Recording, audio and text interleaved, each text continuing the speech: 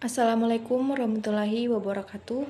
Perkenalkan, nama saya Astrid Elvionita, Stambuk A321220045 dari kelas B. Di sini saya akan membacakan hasil resume saya pada pertemuan hari ini untuk mata kuliah Sistem Pemerintahan Daerah.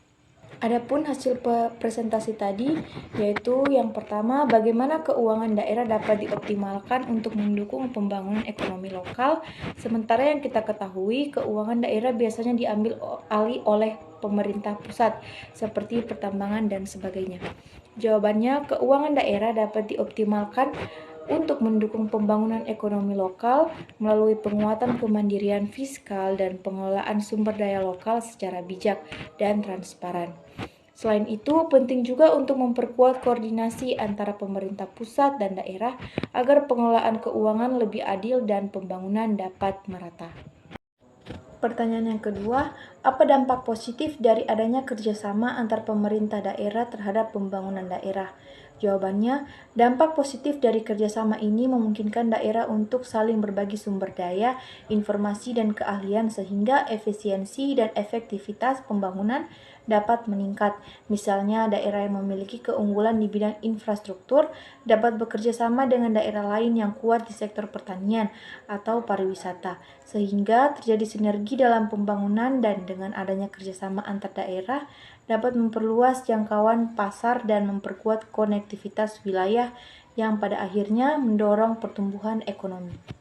Pertanyaan yang ketiga, tata kelolaan seperti apa dan bagaimana caranya atau menjamin tata kelolaan baik yang bisa meningkatkan kepercayaan serta efektivitas pemerintahan desa? Jawabannya, tata kelola yang baik yang pertama transparansi yang dapat diwujudkan dengan membuka akses informasi kepada masyarakat seperti mempublikasikan anggaran desa, laporan keuangan, dan rencana pembangunan melalui papan informasi. Kedua, akuntabilitas.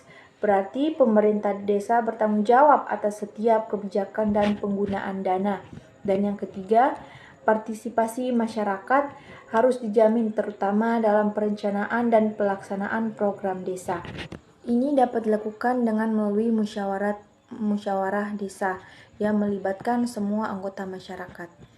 Dan yang terakhir, penegakan hukum yang adil dan tegas terhadap penyalahgunaan wewenang serta pengawasan yang aktif dari Badan Permusyawaratan Desa dan masyarakat yang akan memperkuat integritas desa.